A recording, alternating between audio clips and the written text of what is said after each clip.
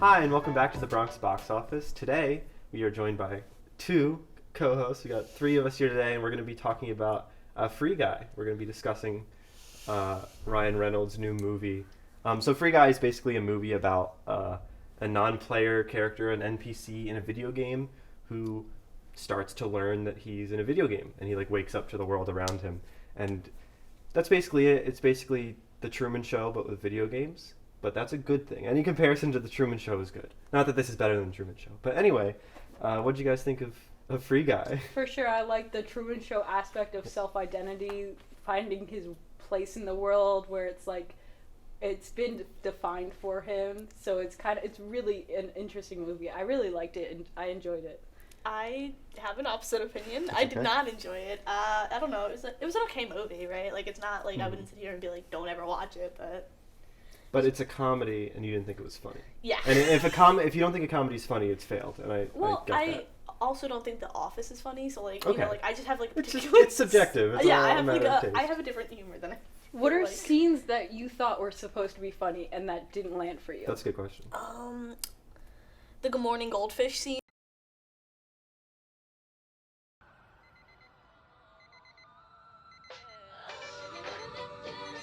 My name is Guy, and I live in paradise.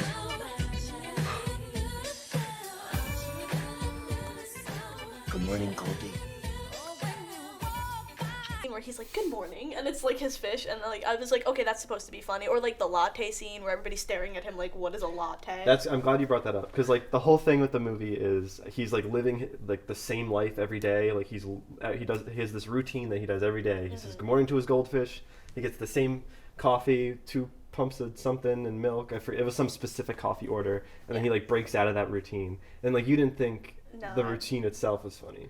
Not really. So there's a montage where he's good morning goldfish, good morning, and then as he's realizing his place in the world, he's good effing morning goldfish. Yeah. And that's supposed to be funny. And I was like, okay. He starts to crack. Cool. It's kind of like the Lego Movie. Doesn't that do a similar thing? It's definitely this is very derivative film.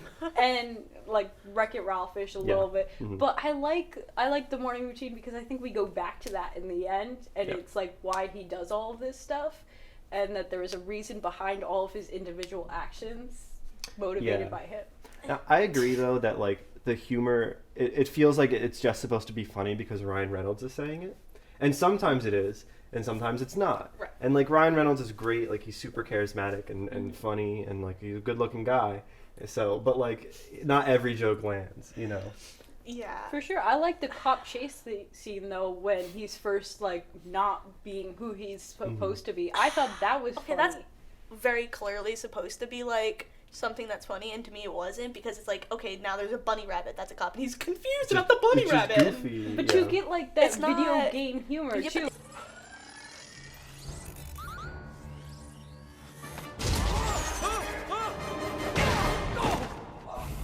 Oh, didn't see that one coming. Did you see that one coming? Scared me a little bit. We're coming for you, blue shirt! Coming to get ya. We're coming to get ya. Oh, wait! Wait, I can explain everything. I found these glasses, and then I can see things now. Things that aren't there. Except they are there. I know that sounds crazy, but it's true. Oh. You can run, blue shirt, but you cannot hide. Come on, Blue Shirt. You can't escape the rabbit. We're apex predators. All we do is bone and brawl and slit throats.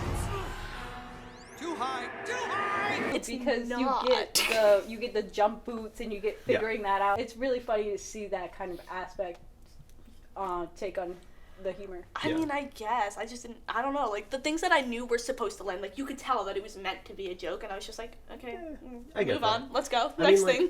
As someone who does play a lot of video games, I was honestly surprised how well the movie handled that. There's a lot of techno gamer babble where they're talking about rebooting the servers and getting everyone offline, and some of it's eye rolling. You can tell the person who wrote this doesn't play a lot of video games, but at the same time, it wasn't that bad. What they were saying was accurate. And I think you've got the stakes enough. It has to be. It had to be accurate. You got the stakes under stupid. the conversation. So That's even true. if you even if that didn't land, you understood what that meant in the whole storyline. Right, but if you're gonna make a joke, make it land. Oh. If it's supposed to be a Wait, comedy, make it funny. I mean, like the whole like world of the whole world of the game is like absurd. It's like set in like a GTA esque universe where like the players are just like chaotic monsters who like kill the NPCs. That was dumb. I'm sorry. When everybody was like, I care about NPCs. Yeah. No, but, you like, don't. That's the story. Like, what? The game starts realistic, or the movie starts realistically. Like all the players just like the NPCs are bowling pins to knock down, and by the end they start to realize like, oh shit, like this artificial intelligence is like developing more, and they're like living beings, and we should respect them for that. We should talk about the end, because I thought the end was a really nice closing to it, but now they're coming out with a Free Guy 2. Oh, God. And I'm not sure how I feel about that, because I think a lot of stuff was like, you had closure on everything. Yeah. I don't understand how you would have, like, the only thing I could foresee being, like, Free Guy 2 would be, like, the big beefy guy that comes in at the end, like, the wrong version of him that has, like, to be determined lines and stuff like that. That would be the only story that I could see. Like, maybe he becomes AI too, because he is scripted. But he's not from the same game. He's not scripted like the way the rest of them are, so it doesn't make sense anyway. Yeah, a sequel would be weird, because without spoiling it too much, there's a happy ending. Like a feel-good happy ending. And like, yeah. You know how I feel about that. And it's like, it all gets wrapped up really nicely. So, like, I don't know where they could go with it. But I did like, I don't know, I enjoy what you didn't think. Did you think, like, what the movie was, like, trying to say landed? Like, no. No. Not at all. Okay. Yeah, that's fine. I'm, like, literally, I was talking about this line. Life's too short to be a background character. But it's, I don't know. It was about a main character the whole time. Like, it wasn't, I don't know. The whole thought of the movie wasn't well thought out, in my opinion, and that is why it's not good. If you're into video games, it's cool. There's some fun references. Like, there's, like, a tank from Halo and Mega Man's arm cannon. There's some stuff that's from movies, which felt weird, like Captain America's shield and a lightsaber, and like, oh well, but technically there's video games with that stuff in it. Yes, the crossovers in video games. Yeah, which is fine. I thought that was actually an homage to him being like a superhero action movie. I thought that was what that was about. I thought that was funny. That was the only part that I found funny. I was like, haha, random Captain America. There was and the Chris Evans cameo was funny. So those were the parts that I found funny, because it's like, I thought it was an homage to him. And not like, that I think Chris Evans is in the coffee shop actually watching. Right. He doesn't care about video games being live streamed. I don't think that's what he does in his free time. But who's to say? There's the whole plot in the game, and then in the outside world. So we have like the game developers, and we have the characters, and we have this lady who is a game developer. Millie is her name, and she kind of falls in love with Guy, who's an AI. He's not a real person. But eventually she realizes that the person she really likes is the guy who developed the game. He's a love letter to her from Joe Keery's character.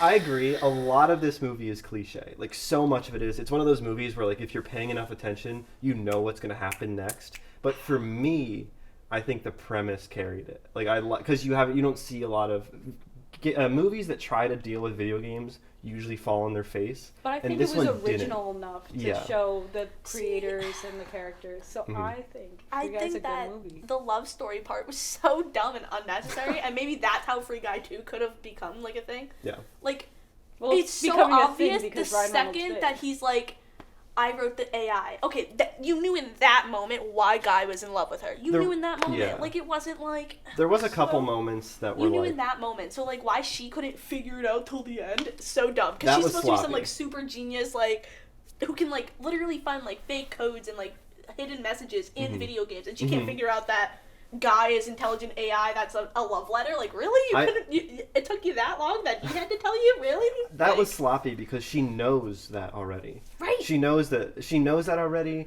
and there's some other sloppy stuff in the movie, like... Oh, she didn't finish the video till the end, so she never knew? Which was, she watched as much... There's, like, a video she watches that reveals his true feelings about her. She watches enough of the video to know. But she has to watch it again. Yeah. And then at the end, when they, like, finally kiss in real life or whatever...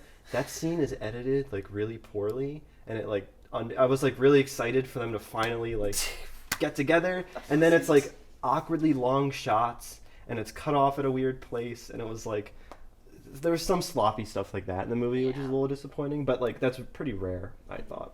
Also, the train scene was not funny, and I remembered that now, and I wanted to bring it up because I know that was supposed to be so funny, and it wasn't. What happens in the train scene? Because he like tries to run follow over. her into It's like fine. the game thing, and then just smash. There's and you're like, there's ooh, some slapstick. But like, it's I just love graphic violence as a form of humor. And I also, don't know what you're that talking works about. with the video game setting, because that's what like a GTA is. You run over NPCs and they go flying in the air, and you go haha. Okay, well, he already had been like shot up like 3 different times. We already knew that he wasn't gonna die, so why we had to hit him with a train was just meh. I Because think trains. because trains are fun. Also, why was there just a random train? Like, I don't know. It didn't make. I did not like the movie. It didn't make Okay, sense. That's fair. I think in summary, like, there are some cliche aspects to this movie, and it's a comedy first, so if you don't like the humor, it's probably won't be for you. But like, if you're someone who will appreciate like those little pop culture references throughout, and you like those Truman Show style of movies where it's a character figuring out a situation that they're in, you'll like this movie. So I think me and Carlton recommend Free Guy. Leanne doesn't. And this is a movie that ultimately, it all comes up to taste ultimately.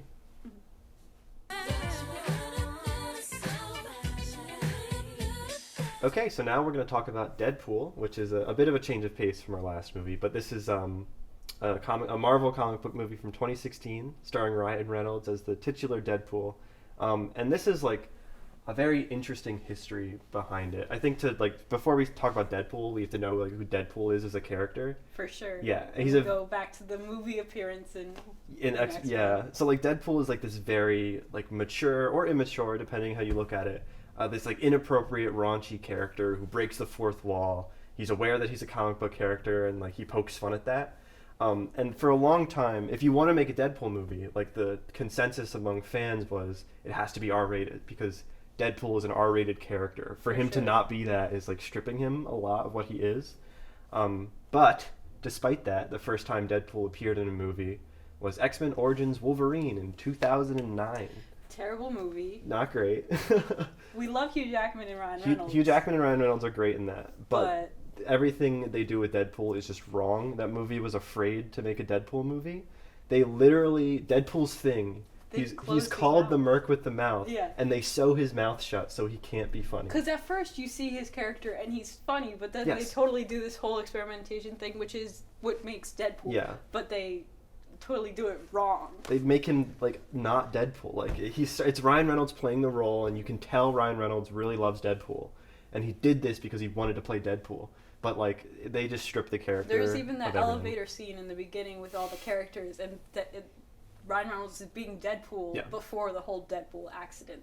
Yes, he's acting like Deadpool, and it's like for the parts before he gets we get a little tease before he gets mutated, and they shut his mouth up. Like, but it this feels is like the Deadpool. movie that does it. Yeah, so basically after X-Men Origins came out, there were a lot of Deadpool fans saying, like, that's not Deadpool, we want real Deadpool.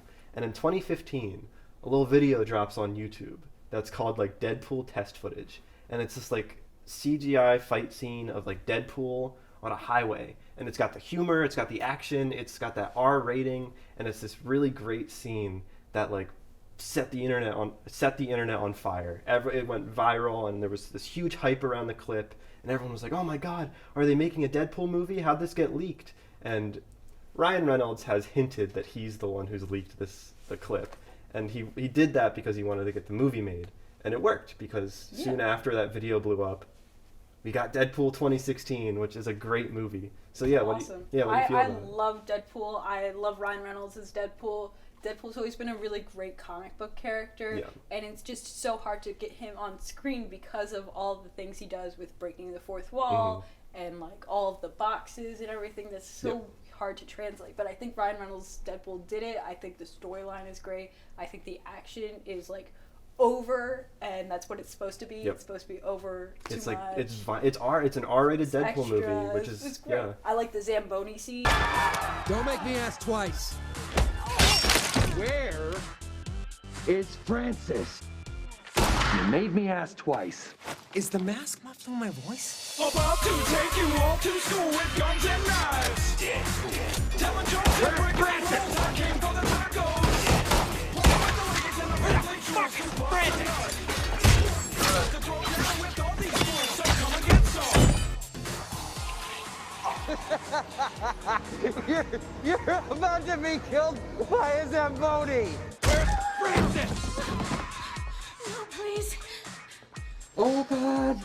I'm so sorry. Oh, little spider monkey! Crazy ass cartel looking at you, so click, click, boom! Where is Francis? While I'm dropping a deuce. This is confusing. Is it sexist to hit you? Is it more sexist to not hit you? I mean, the line gets real blurry. Stop, Francesca. Tell me where your fucking boss is, or you're gonna die in 5 minutes. That's great. It's yeah. It's humor mixed in with that graphic violence. That graphic violence that just makes Deadpool. And yeah, it's really well done, and like they pull off the fourth wall breaking really well, because it's like a non-linear narrative. Deadpool is narrating the movie, and he's telling you the story as like he sees it happening. So there you get that humor. He's poking fun at the audience, and it's really, I mean, like you can just tell Ryan Reynolds is having a blast. I think the only like cheap thing is like how they figure out his name is that there's a Deadpool at the bar, and I think, but like they have the song that's like Captain Deadpool, nah, just Deadpool, and it's just like it's a hit either way. So like even the like cheap writing uses is fine with Deadpool. I actually have a license plate holder that says Captain Deadpool. I love that. My car is Deadpooled out. Sweet. Because he's such a great character. He really, he's so unique. There's like, every character like him is just trying to be him type thing. Right. And like, yeah, this movie is just like, it really captures it really well. And like the plot of the movie essentially is, you have this character Wade Wilson, who is like this kind of like scummy guy. He's like a mercenary. He's like a mercenary type dude. And then he was in the military, but he's now using that skill set for his own gain. Yeah. And then like his girlfriend gets kidnapped, and then he gets kidnapped. But he has cancer. Yes, and that's right. That was the big thing. It was like he has cancer. He was finally like happy with his girlfriend, and he doesn't know how much he has to live, so he takes this little offer. And that's right. That's what makes the experimentation. He becomes a superhero, and it saves him from his cancer essentially, because he gets those like Wolverine powers. Because now he can never die. He can never die. Yeah, he can't be killed essentially. But like a character that's just so outwardly funny, like they have that serious stuff behind him. For sure. And I appreciate that, because like it goes a long way of making this movie more than just like a violent action comedy. Like it's got a good love story, you know? That shit just went sideways in the most colossal way. Well, maybe not the most. This is my most prized possession. Wham. No. Wham! Make it big as the album that George and Andy earned the exclamation point. So, am I supposed to just smile and wave you out the door? Think of it like spring cleaning, only if spring was death. God, if I had a nickel for every time I spanked it to Bernadette Peters. Sounds like you do. Bernadette is not going anywhere because you're not going anywhere. Drink. You're right. Cancer's only in my liver, lungs, prostate, and brain. All things I can live without. Oh. You belong here at home, surrounded by your Voltron and your Bernadette and your me. When I read the Deadpool comics before this, like, now I read them in Ryan Reynolds' voice, but it used to be like a kind of like smoker's voice that I thought of it, because it's just like how he's like done in life and how it's like this is the result. But now it's funny, and it still keeps that sort of burden part of it. That's an important like part of the character that like the X-Men movie did not do. And yeah, I mean, this movie, it was a hit. It was like the first like really successful R-rated superhero movie, and this, you know, opened the door for movies like Logan to exist, which is fantastic superhero movie. And you get all of these great side characters like Colossus, which, you know, you go back and Colossus forth is great. Negasonic Teenage Warhead, is that her name? She's great. She's awesome. Yeah. So, and you get like the X-Men references. Yeah, you got Ryan Reynolds with Hugh Jackman's face stapled on him. That's the fourth wall stuff, is they're making fun of like the X-Men movie universe, and like Hugh Jackman, and they reference the actors. I think at some point like they show a magazine cover that has, it's either Hugh Jackman or Ryan Reynolds as like the sexiest man alive, and like there's a lot of humor like that, which is really, it's a really funny movie. It's a great movie. Yeah. I think I recommend this. I like Deadpool 2 as well. Yes. I'm worried about Deadpool now that Disney's got like rights and stuff. I don't know what's in the future. Ryan Reynolds is pushing for another R-rated movie though. So I hope so. That's the way to do it. If they do more Deadpool sequels, they have to keep it in the spirit of this one. Mm-hmm. Yeah, so we both definitely recommend the first Deadpool movie and the second Deadpool movie. He's just a really cool character, and if you're into comic book movies, this is something different and something fresh that we think you'll really enjoy. For sure. So, Thank you guys for watching the Bronx Box Office, and we'll see you next time.